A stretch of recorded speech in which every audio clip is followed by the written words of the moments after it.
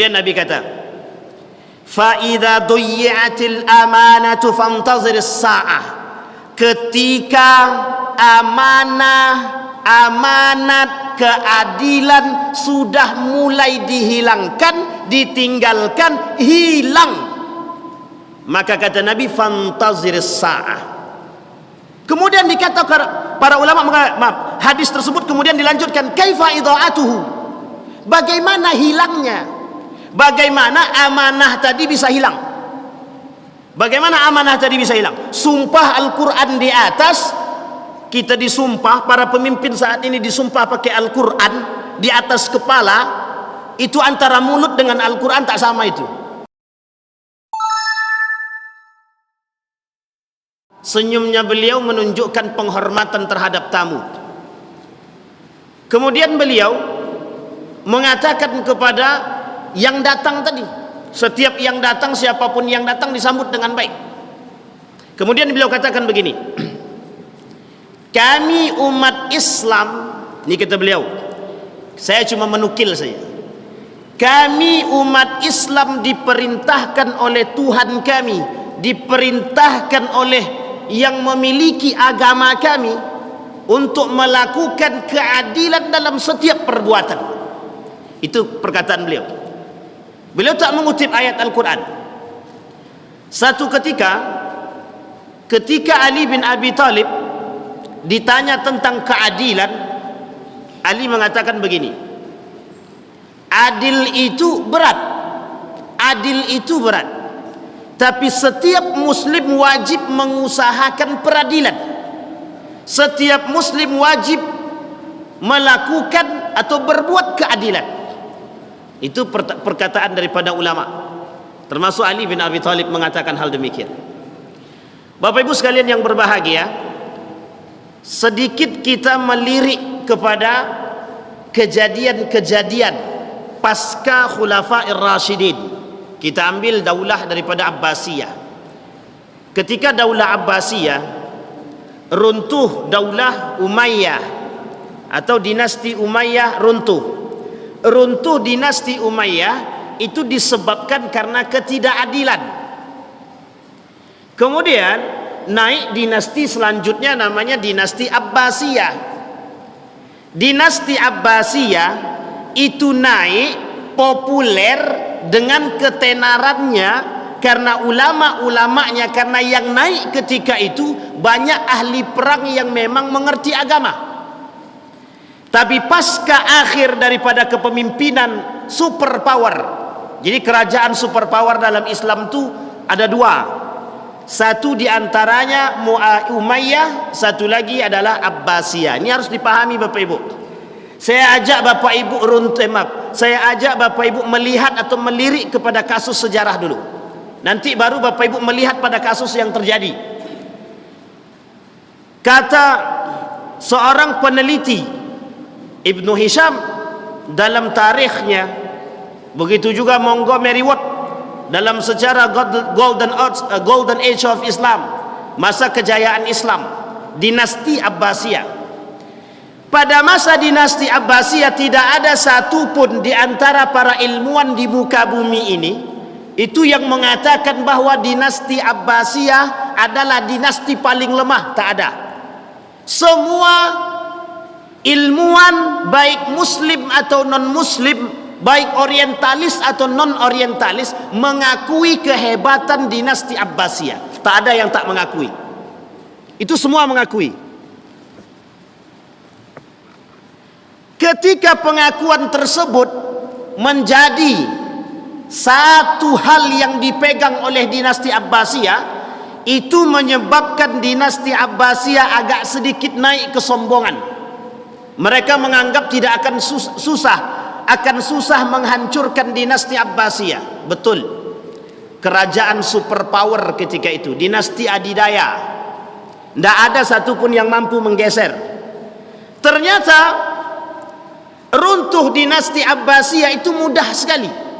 Runtuh dinasti Abbasiyah itu mudah ketika kerajaan Mongol, ini persaingan antara Abbasiyah dengan Mongol. Jadi Abbasiyah sudah berjaya muncul ketidakadilan di kalangan para pemimpin-pemimpin di akhir penguasa. Mohon maaf, saya tak nyindir siapa-siapa.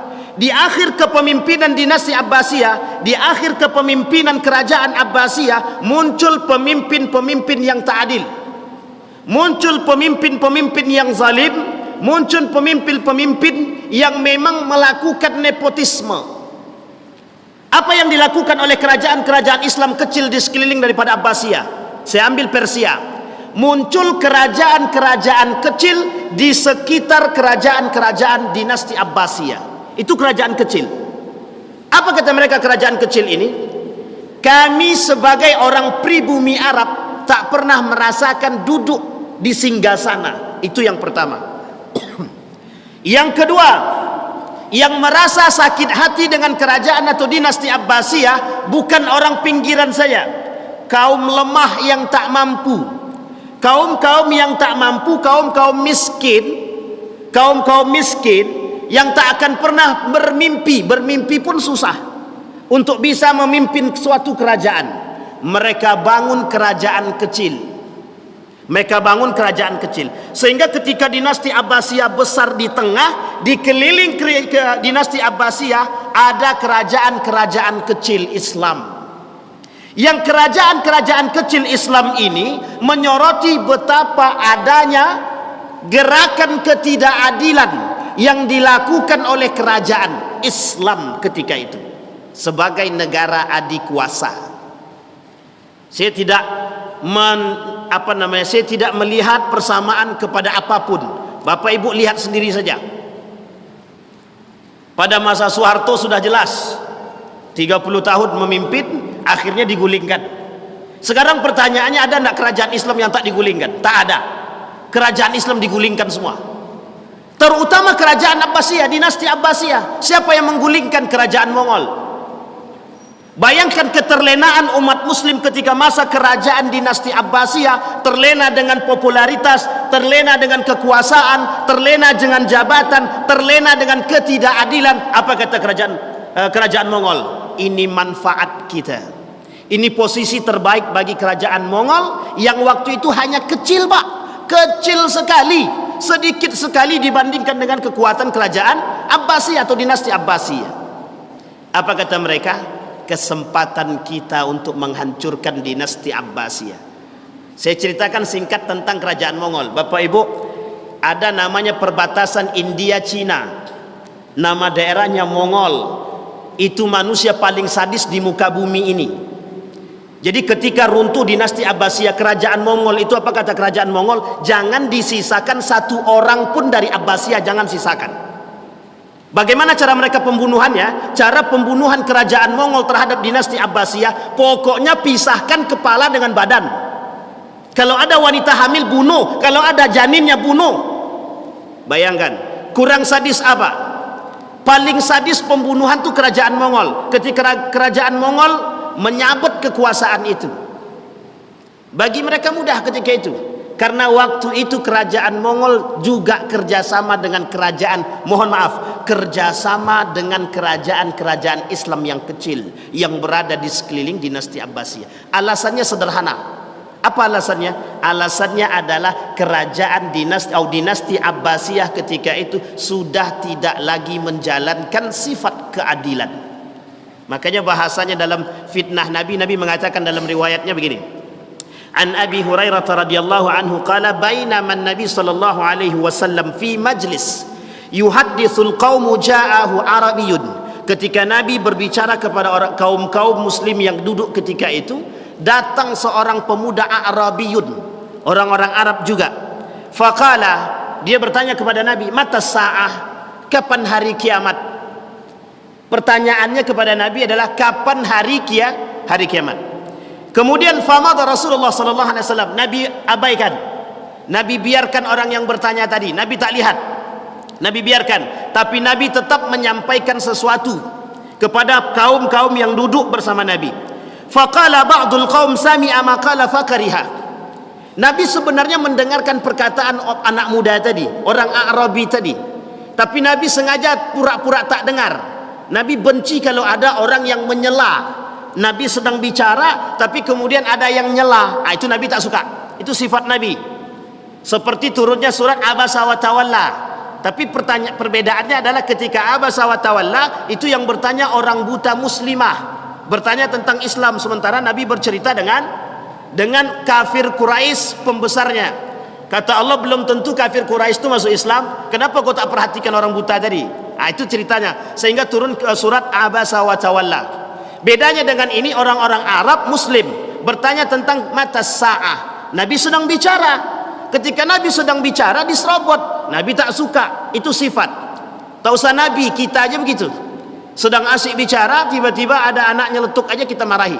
Itu Nabi. Tapi Nabi tak marah seperti kita. Kemudian waqala ba'duhum bal lam yasma'. Bahkan kata sebagian riwayat mengatakan sebenarnya Nabi belum mendengarkan. Hatta idza qada hadithahu, sampai selesai perkataan Nabi, pembicaraan Nabi, kemudian Nabi bertanya, aina arahus sa'il? Siapa di antara kalian yang melihat, yang bertanya tadi siapa? Kata Nabi. Mana yang bertanya? Kata Nabi. Mana orang yang bertanya tadi? Jadi perkataan para ulama itu begini, Nabi sebenarnya mendengar tapi Nabi membenci. Artinya Nabi tidak pengen disela. Tapi pertanyaannya begini, Nabi kemudian berkata, mata aina arahus sa'il? Di mana orang yang bertanya tadi, mana? Kata Nabi. Faqala ha ana ya Rasulullah. Ini saya ya Rasulullah. Kemudian Nabi kata, fa idza duyyatil amanatu fantazir as-sa'ah. Ketika amanat keadilan sudah mulai dihilangkan, ditinggalkan, hilang, maka kata Nabi, fantazir as-sa'ah. Kemudian dikatakan para ulama, maaf, hadis tersebut kemudian dilanjutkan, kaifa idha'atuhu? Bagaimana hilangnya? Bagaimana amanah tadi bisa hilang? Bagaimana amanah tadi bisa hilang? Sumpah Al-Quran di atas, kita disumpah, para pemimpin saat ini disumpah pakai Al-Quran di atas kepala. Itu antara mulut dengan Al-Quran tak sama itu. Itu baru mulut dengan Al-Quran, apalagi mulut dengan hati, jauh sekali bedanya itu.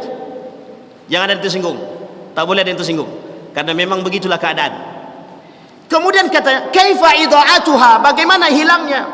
Mohon maaf Bapak Ibu, ini yang menjadi peran penting dalam pertumbuhan kepemimpinan dalam dunia Islam. Apa kata Nabi? Idza wussidal amru ila ghairi ahlihi fantazir as-sa'ah. Ketika satu urusan diserahkan kepada yang bukan haknya, ketika satu urusan diserahkan kepada yang bukan ahlinya, maka tinggal tunggu aja.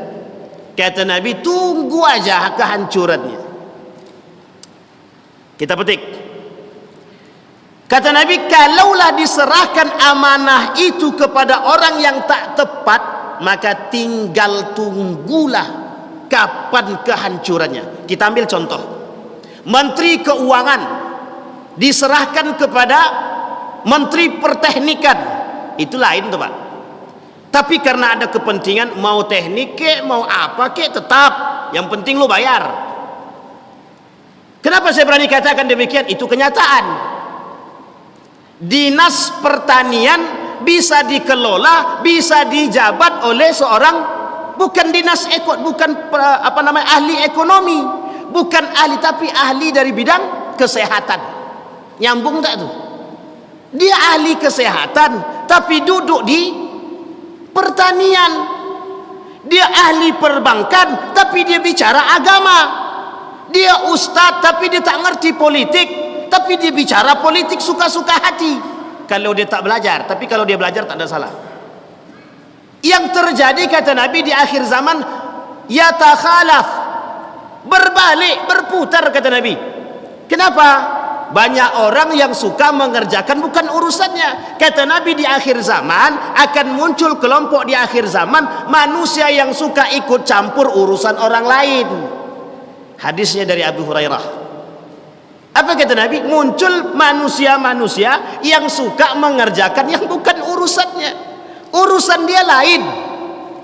Kalau urusannya masalah investasi, uruskan investasi, jangan yang lain dilakukan. Yang sekarang terjadi, semua nak ngurus, Kita ambil contoh bagian imarah masjid. Bagian imarah masjid ada bagiannya masing-masing. Tiba-tiba ada pula bagian yang lain nak ikut campur pula urusan imarah. Berarti ada ketidakpercayaan atau ada apa? Itu pertanyaan pertama. Yang paling sederhana Bapak Ibu, mohon maaf, kelihatan di hadapan kita bagaimana amanah itu hilang. Cuma kita tak berani mengatakan kalau amanah itu hilang. Kenapa? Karena rasa takut dalam diri kita untuk mengatakan kebenaran. Kenapa Nabi katakan kalimat ini, amanah itu bakal hilang di akhir zaman, mulai hilang sedikit demi sedikit? Kata Nabi alasannya sederhana. Karena banyak di akhir zaman manusia sudah punya kepentingan. Banyak di akhir zaman manusia sudah cinta dunia. Banyak di akhir zaman manusia cinta kekuasaan. Banyak di akhir zaman itu manusia tak lagi berfikir mana yang baik, mana yang buruk. Yang mereka pikirkan apa? Yang mereka pikirkan bagaimana bisa mendapatkan hidup yang mulia, dipandang oleh manusia, tapi caranya adalah tidak tepat. Sekarang kita ambil contoh. Apa contohnya amanah yang hilang tadi? Contoh amanah yang hilang itu mohon maaf. Mohon maaf betul. Zaman dulu sudah terjadi. Ketika Yazid bin Muawiyah disumpah, apa kata bapaknya? Jangan kau bunuh para sahabat ya, gitu. Tapi Yazid bin Muawiyah membunuh para sahabat Nabi. Posisi Yazid bin Muawiyah sebagai tabi'in, tapi dia berani membunuh para sahabat Nabi. Artinya dia sudah melanggar perintah ayahnya yang itu diamanahkan. Yang kedua, contoh yang lain adalah ketika Yazid bin Muawiyah diberikan amanah sebagai seorang pemimpin, tapi dia tak melakukan keadilan, justru dia yang memborbardir Mekah dan Madinah. Jadi yang menghancurkan Mekah Madinah pada masa itu adalah pada masa kepemimpinan Yazid bin Muawiyah pada masa dinasti Umayyah. Jadi jangan salah Bapak Ibu, bukan hanya di Indonesia saja kehancuran itu.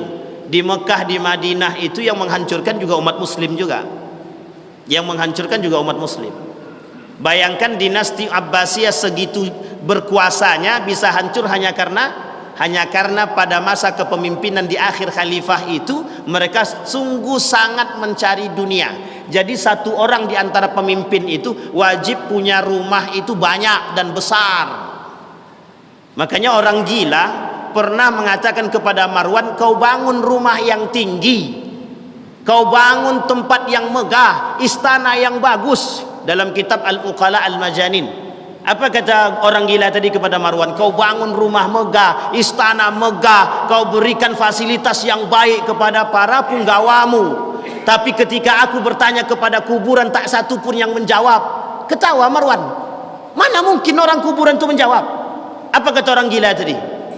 Karena tak mungkin orang kuburan itu menjawab. Tapi mereka tak membawa satu barang pun yang mereka miliki ketika masuk dalam kubur. Menangis Pak, Marwan itu menangis. Siapa Marwan itu? Khalifah terbaik pada masa dinasti pada masa dinasti Umayyah. Terbaik.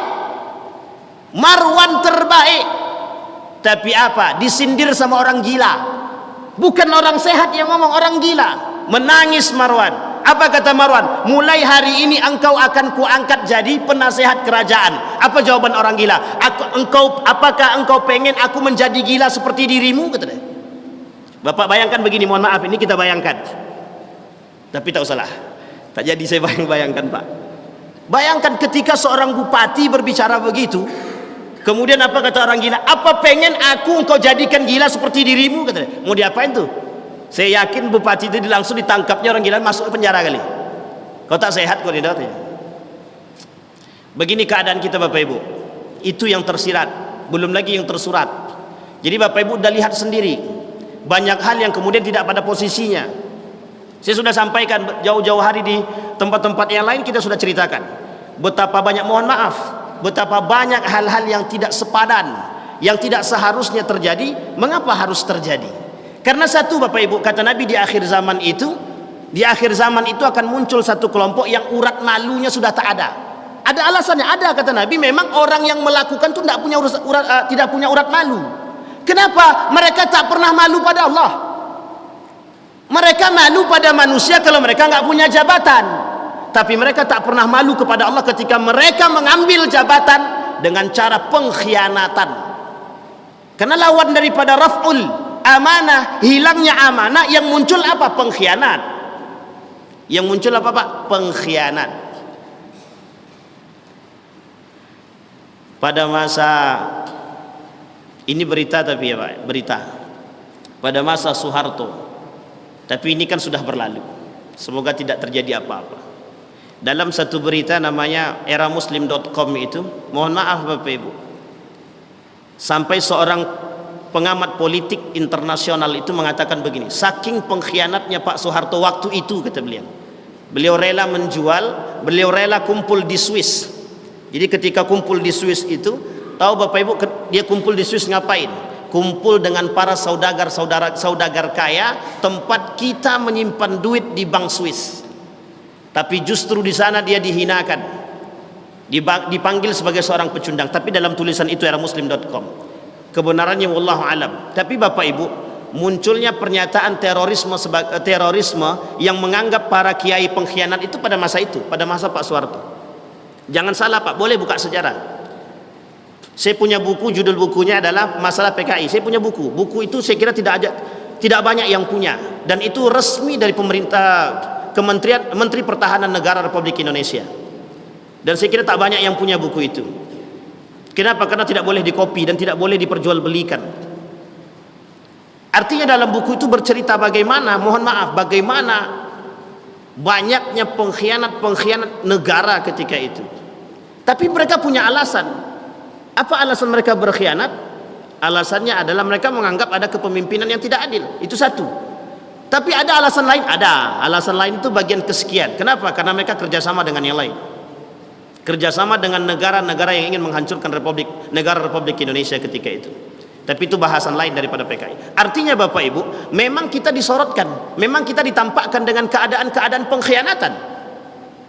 Bahkan dalam satu riwayat hadis yang lain kata Nabi, ini mohon maaf betul, jangan ada tersinggung. Ini Nabi yang kata Nabi, ada orang yang tidak diajak berbicara, ada orang yang tidak dilihat oleh Allah, tidak Allah sucikan, bahkan mendapatkan azab yang sangat pedih. Siapa mereka? Baya'a rajulun imaman lid dunya. Ada orang-orang yang membaiat seorang pemimpin, tapi pembaiatannya hanya karena untuk dunia. Aku berbaiat kepada si A karena aku pengen jabatan. Kalau aku tak dinaikkannya kursi itu, tidak mau aku membaiat dia. Ada yang kayak gitu Pak. Saya tak mau. Tapi begitu keadaan kita. Tapi Nabi yang mengatakan, kata Nabi, hadisnya sahih. Apa kata Nabi? Baya'a rajulun imaman. Seorang laki-laki berbaiat kepada seorang pemimpin, tapi tujuannya untuk mendapatkan dunia. Kata Nabi, orang seperti ini pelaku dosa besar, kelak menjadi seorang munafik, bahkan lawannya adalah pengkhianat. Pengkhianat. Kenapa? Nanti suatu saat dia pasti berkhianat kepada orang itu. Misal, ketika dia berbaiat kepada pemimpin si A dengan harapan mendapatkan kursi jabatan, mohon maaf, ketika dia naik tidak dikasih, kira-kira berbalik arah enggak dia itu? Akan dia katakan apa yang tidak sesuai menurut dia. Oh, si A itu aku dulu membaiatnya, aku dulu membantunya. Semua kalimat kejelekan dia akan keluar begitu saja. Dan itu keadaan kita saat ini Pak. Ini kita samakan sekarang.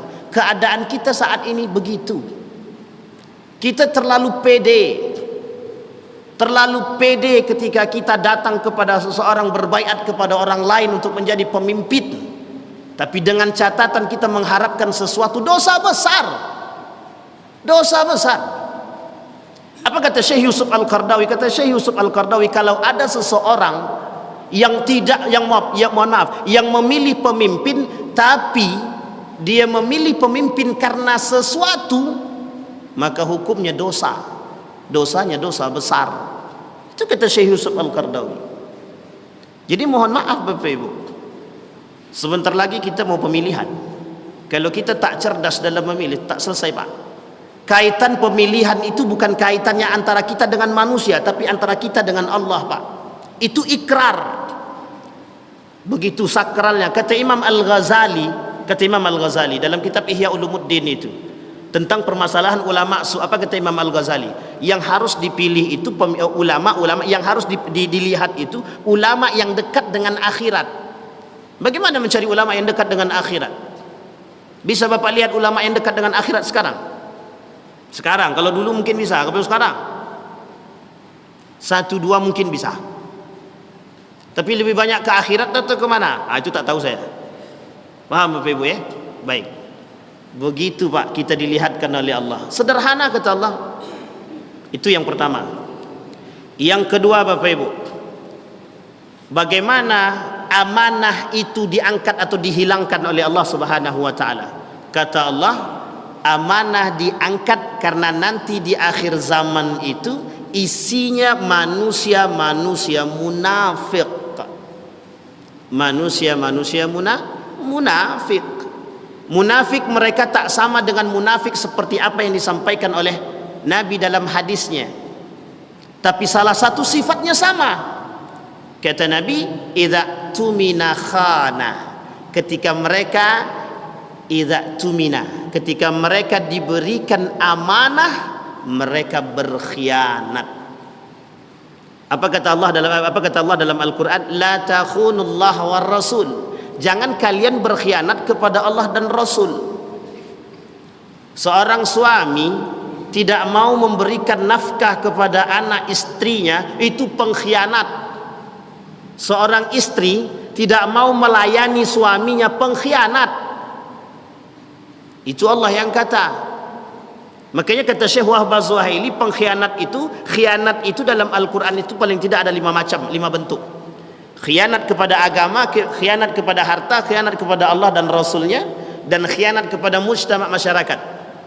Nah, yang terjadi saat ini yang ingin kita angkat adalah raf'ul amanah. Di sini adalah hilangnya amanah tersebut. Di sini yang dimaksud adalah banyaknya para pemimpin-pemimpin yang zalim, yang kemudian mereka berkhianat terhadap amanah mereka. Banyak pemimpin-pemimpin yang khianat terhadap amanah itu banyak. Karena memang begitu kondisi akhir zaman. Karena memang begitu kata Nabi. Tapi Bapak Ibu sekalian yang berbahagia, Nabi tak melepaskan begitu saja. Tak Nabi lepaskan. Apa maksudnya tidak dilepaskan oleh baginda Nabi Muhammad SAW? Nabi mengatakan kepada para sahabat, di akhir zaman itu yang dekat dengan Allah dan bertakwa, itulah yang paling selamat. Itulah yang paling selamat. Bagaimana cara mereka beribadah kepada Allah? Mereka beribadah dengan ilmu. Mereka beribadah dengan ilmu. Ilmu yang seperti apa? Ilmu yang berdasarkan agama, bukan berdasarkan akal. Peristiwa Isra wal Mi'raj itu peristiwa bukan hanya solat, Pak. Yang paling besar itu bukan masalah solat.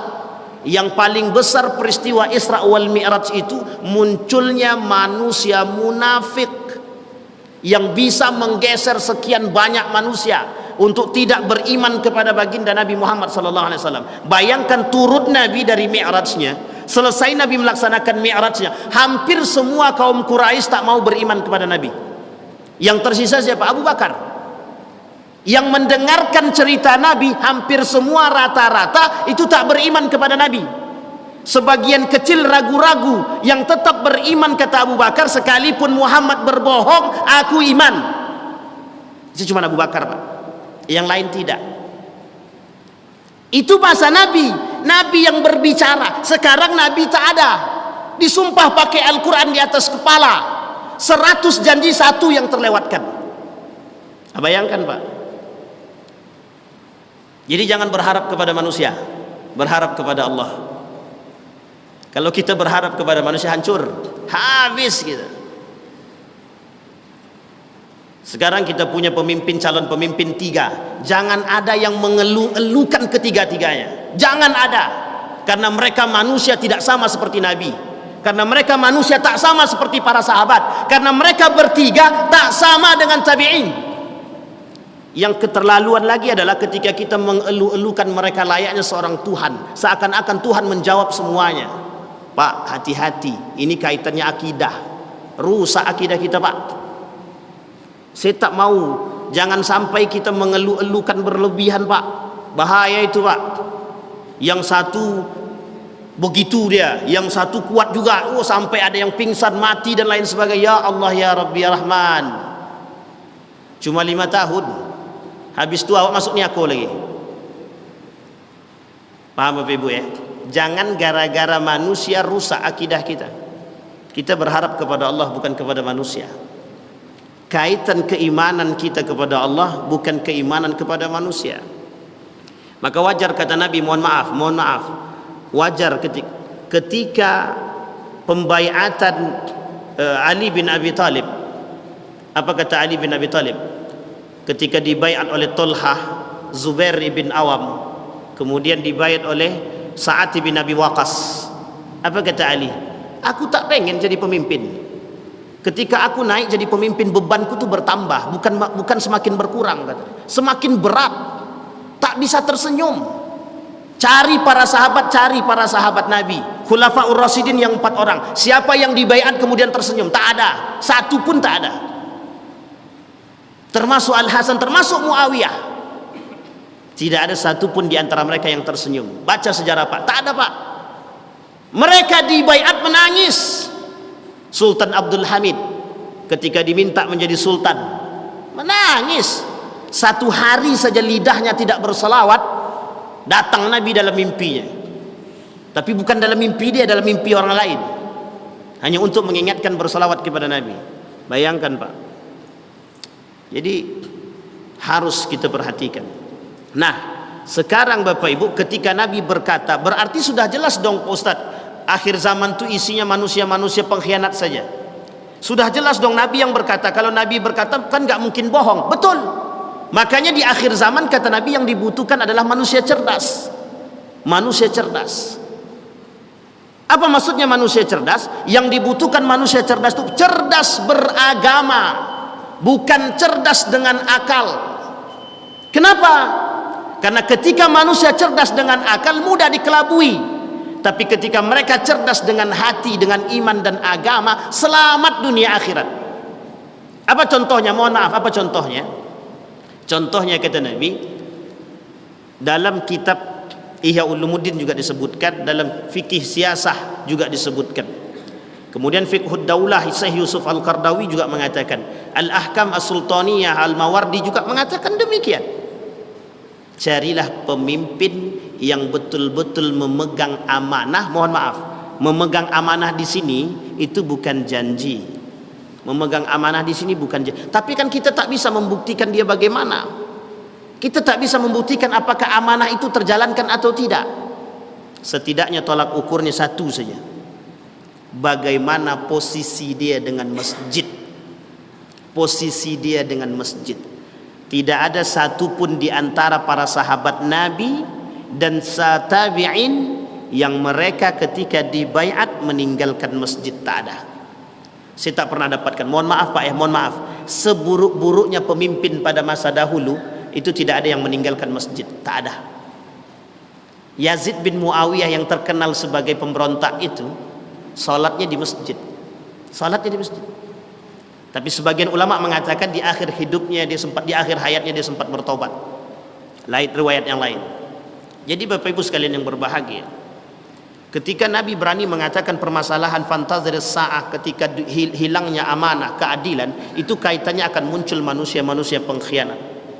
Ketika manusia-manusia pengkhianat yang akan muncul kata Nabi, maka yang paling bisa kita kerjakan saat itu kata Nabi, merujuk kepada ayat Al-Quran, watazawwadu fa inna khairaz zadit taqwa. Jadi kata Nabi kuncinya cuma satu, orang yang selamat di akhir zaman itu orang yang cerdas dengan ketakwaannya. Jadi dengan hati Pak, dengan iman. Bapak mau jadi apapun silahkan, mau jadi RW kek, mau jadi RT kek silahkan, tak ada masalah. Justru mohon maaf, yang dianjurkan adalah ketika semua para pemimpin atau para calon pemimpin itu busuk semuanya, buruk semuanya, maka kita diwajibkan, di antara ulama-ulama itu diwajibkan untuk maju sebagai orang yang bisa menandingi mereka. Kalau juga tidak ada, cari di antara sekian banyak yang buruk-buruk itu, mana yang paling sedikit keburukannya. Begitu Pak. Allah tak semudah itu Pak. Tak semudah itu meninggalkan umatnya. Kalimat ini berkaitan dengan keadaan Pak, karena tidak satu orang. Mohon maaf Pak, ketika piagam Madinah itu dibentuk, apa kata Nabi? Mohon maaf, ini ketika piagam Madinah, Nabi katakan kalau ada di antara orang muslim yang mengganggu non muslim dan mereka berada dalam naungan kita, orang yang itu yang akan saya perangi, kata Nabi. Berhadapan dengan saya, kata Nabi. Coba bayangkan, Nabi tidak memilah amanah itu bukan untuk umat muslim saja. Ketika Nabi seorang pemimpin, amanah itu tidak diberikan kepada umat muslim saja, tapi kepada semua umat manusia. Itu yang disebut dengan equilibrium namanya, atau ekosistem terbentuk Pak. Makanya mohon maaf kata Nabi, kalau ada nabi setelahku, itu yang berhak jadi nabi bukan yang lain, bukan Abu Bakar, tapi yang berhak menjadi nabi ketika itu adalah Umar bin Khattab. Saking ditakutinya Pak, Nabi disegani orang, Umar bin Khattab ditakuti orang. Bahkan dalam buku Michael Hart itu, Umar bin Khattab masuk salah satu muslim yang paling berpengaruh di dunia. Itu masuk Umar bin Khattab. Nama Umar bin Khattab itu masuk. Dan 101 umat muslim yang paling berpengaruh di dunia, nomor 1 baginda Nabi Muhammad sallallahu alaihi wasallam, nomor 2 Umar bin Khattab, nomor 3 baru Abu Bakar Pak. Paling berpengaruh. Baik Bapak Ibu sekalian yang berbahagia, mudah-mudahan apa yang kita sampaikan bermanfaat bagi kita semua. Maka kami berharap dari apa yang kita pelajari, masalah amanah itu bukan masalah satu orang, tapi amanah adalah permasalahan kita semua. Kita yang mengetahui apakah amanah itu kita angkat. Kalau kita tak mau melihat orang itu pengkhianat, maka jangan jadikan diri Anda pengkhianat. Jangan dijadikan diri kita pengkhianat terhadap amanah yang sudah diberikan oleh Allah Subhanahu wa taala. Fa'tabiru ya lil absar la'allakum tuflihun. Assalamualaikum warahmatullahi wabarakatuh.